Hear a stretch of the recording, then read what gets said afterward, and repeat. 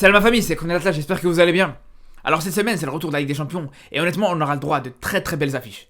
Et pour moi franchement les deux plus belles affiches c'est clairement ce FC Porto Barça et je dirais Newcastle PSG. D'ailleurs encore une fois je trouve que c'est dommage que ces deux matchs se jouent en même temps honnêtement. Et quand je vois pareil aujourd'hui les matchs qu'on a aujourd'hui entre Lens Arsenal, Real Naples ou United contre Galatasaray, je suis honnête avec vous les gars, je sais même pas encore lequel de ces matchs je vais regarder. Mais bon. Pour ce qui est de demain en tout cas, je serai justement en live sur Twitch pour regarder ce match Porto-Barça, mais j'aurai aussi un petit œil sur le match du PSG contre Newcastle. Alors je serai plus focalisé sur le match du Barça pendant le live, même si je suivrai la rencontre du PSG, notamment bien sûr de Hakimi. Mais ce qui est important surtout, c'est que juste après le match, je compte dans tous les cas regarder le match du PSG-Newcastle pour le débrief, ça vous inquiétez pas là-dessus. Il y aura un débrief pour le match du Barça et le match du PSG. Mais pour le coup, si vous voulez suivre la rencontre avec moi en live, vous êtes les bienvenus demain soir à partir de 20h30 pour suivre ces deux rencontres-là. Sinon, pour vous dire pourquoi je suis intéressé par ces deux rencontres, je pense que vous en doutez déjà pour ce qui est du Barça. En tant que fan du Barça, bien sûr que c'est un match que j'attends avec impatience. C'est le premier gros match du Barça cette saison en Ligue des Champions. On peut réellement dire que là, c'est là où le Barça va commencer, il va entamer cette Ligue des Champions 2023-2024, parce qu'avec tout le respect qu'on a pour une équipe comme l'Antwerp, on sait très bien que ça ne pourra jamais faire le poids face au Barça, et que le Barça était clairement favori sur ce match, à domicile en plus. Mais bon, voilà, tout ça pour vous dire que ce match contre le FC Porto, ça va vraiment être un réel test pour cette équipe du Barça, pour des nouveaux joueurs comme des João Félix, comme des Cancelo, comme Lewandowski, bref, tous ces joueurs-là qui, jusqu'ici, ont montré des très belles choses cette saison. Et là, ça va être l'occasion, justement, de les voir en œuvre. Et par contre, pour ce qui est du match du PSG, là aussi, si je suis intéressé par ce match-là, c'est surtout, je vais pas vous mentir, par rapport à Hakimi en tant que Marocain, je suis obligé de suivre sa prestation. Surtout que c'est l'homme en forme actuellement au Maroc. Donc vraiment, il y aura un intérêt aussi du côté de ce match du PSG contre Newcastle. Après, si je vais me projeter sur ces deux matchs, en commençant par vous donner les pronostics, je vais d'abord vous dire, pour moi, comment je vois le match du PSG. Alors pour ce qui est du match du PSG, ça sera pas du tout un match facile. Ça peut paraître une phrase bateau quand je dis ça comme ça, parce que bien sûr qu'en Ligue des Champions, il n'y a aucun match facile. Mais quand on prend le contexte des deux équipes, quand on prend le style des deux équipes et le niveau des deux équipes, on peut vraiment dire que la tâche ne sera vraiment pas facile du tout pour le PSG. Et il suffit juste de voir ce week-end contre Clermont, comment ça s'est passé. Le PSG a vraiment eu du mal face à une équipe avec un bloc bas, assez dense, très compact. Et c'est ce qui risque de se passer contre Newcastle, parce que Newcastle aussi peut jouer dans cette configuration-là.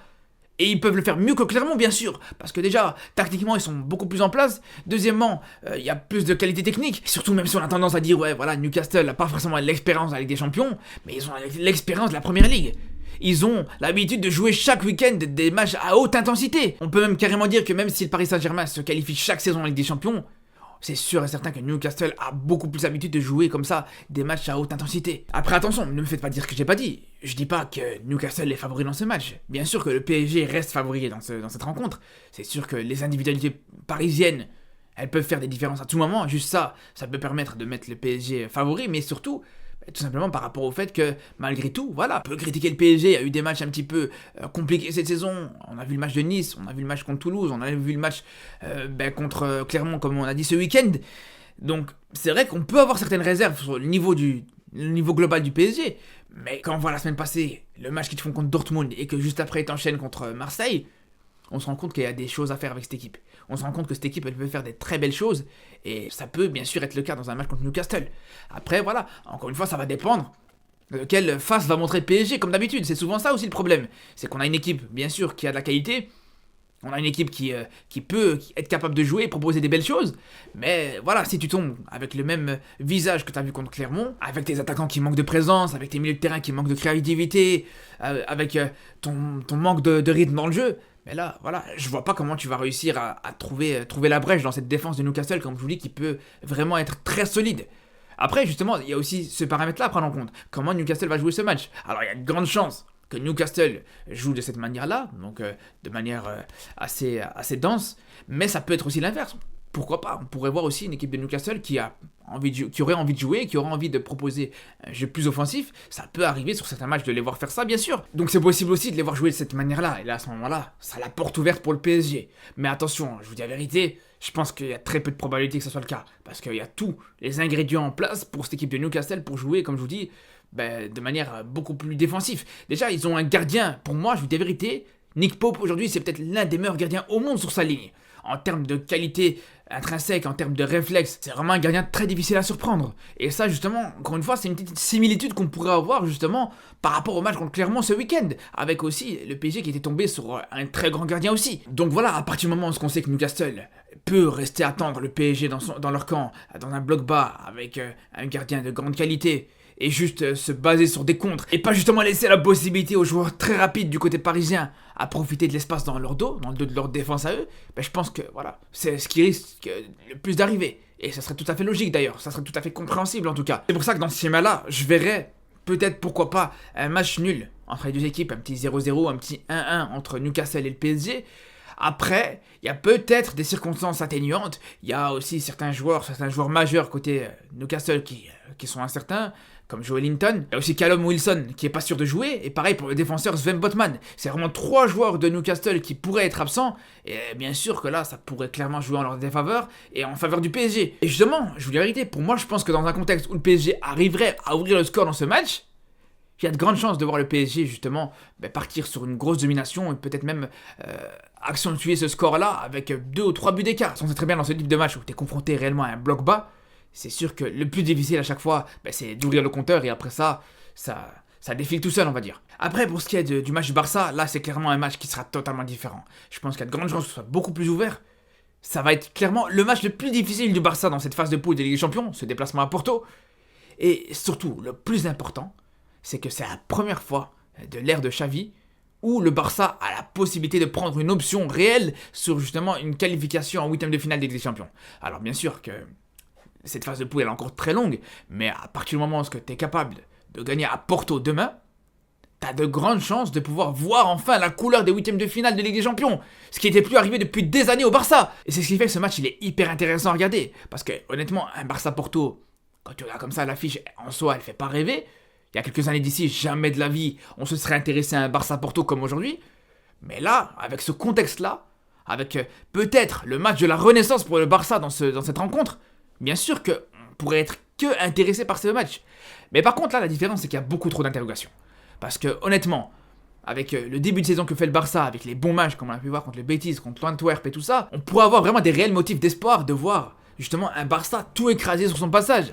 Mais là, moi je vous dis, il y a une grosse interrogation dans le sens où aujourd'hui, ok, le Barça a prouvé, comme la saison dernière, contre des équipes à leur portée, mais là, quand le niveau va monter, quand tu vas tomber contre des équipes comme Porto, comme tu as pu le faire l'année passée contre des équipes comme l'Inter ou le Bayern, ben là, il faudra voir quel visage va montrer cette équipe. Parce qu'il y a un an d'ici, on a vu la même chose, on a vu des belles choses en championnat. Justement, t'as même gagné ce championnat-là. Donc c'est pas parce que tu gagnes un championnat, ou c'est pas parce que tu bats des équipes comme l'Antwerp, ou comme l'équipe de Plobzone la saison passée, que ça veut dire pour autant que tu pourras faire la même chose et faire le taf contre des équipes de classe mondiale, de classe continentale comme Porto. Et surtout que je vous dis, déjà même après ce match, ou après ces matchs contre le Betis et contre l'Antwerp où le Barça a fait un carton plein, déjà même après ça, j'étais pas totalement emballé, j'étais pas totalement encore convaincu par ce Barça. Et après ça, il y a eu le match contre le Celta Vigo qui s'est rajouté, il y a eu le match contre Mallorca qui s'est rajouté aussi, où c'était vraiment des matchs compliqués, et le match de Séville où c'était un peu mieux, même si c'était plus poussif. Le fait que tout simplement, enfin, cette équipe du Barça a retrouvé un latéral droit, enfin, on a l'impression peut-être d'avoir trouvé un ailier gauche aussi avec João Félix, mais là, justement, ça va être l'occasion de le prouver, ça va être l'occasion justement de le voir réellement. C'est pour ça que je vous dis, il y a trop d'incertitudes par rapport à ce match-là, il y a trop d'interrogations, et c'est ce match-là qui va définir tout simplement ce que vaut vraiment ce Barça actuel, ce que vaut réellement les deux João, ce que valent réellement les Lamine Yamal, les Fermin Lopez, même si avec eux bien sûr on sera un peu plus indulgent. Mais voilà, je vous dis encore une fois que tout le positif qu'on a pu voir sur ce début de saison, toutes les belles choses qu'on a pu voir sur ce début de saison-là, on va devoir les confirmer dans cette rencontre contre le FC Porto. Parce que c'est clair, avec tout ce qu'on a vu, toutes les bonnes choses qu'on a vues sur ce début de saison-là, si là t'arrives pas à confirmer, ça sert absolument à rien. Tout ce que tu as fait depuis le début de saison, ben voilà, ça veut juste dire que quand tu joues contre des adversaires à ta portée, tu fais le taf, mais quand la marche elle est un peu plus haute, ben ça y est, il n'y a plus personne. Et c'est pour ça que je vous le dis, je vais même pas donner de pronostic pour ce match-là, mais je vous le dis, il faut gagner ce match. Le match contre Porto, il faut le gagner. Alors je sais, vous allez me dire, ouais non, mais après c'est quand même Porto, c'est quand même un adversaire relevé, c'est quand même à l'extérieur, donc si tu arrives déjà à faire un match nul, ce sera un bon résultat. Certes, si tu arrives à faire un match nul, ce sera un bon résultat. Mais voilà, c'est le FC Porto, c'est pas le Bayern, c'est pas Manchester City. Parce que ok, je pense qu'une équipe comme Porto, c'est une grande équipe, y a pas de souci là-dessus. Mais je pense pour moi qu'une victoire à Porto, ça vaut un match nul à Munich ou à l'Etihad Stadium par exemple. Donc voilà, réellement c'est ça mes attentes pour ce match-là. De toute façon, comme je vous dis, on sera en live sur Twitch à partir de 20h30 pour suivre cette rencontre-là. On aura, comme je vous dis, un petit œil sur le match du PSG en parallèle, mais on sera en grande partie focalisé sur le match du Barça en tout cas. Donc on se dit à demain pour suivre ensemble cette rencontre, et surtout d'ici là, prenez soin de vous.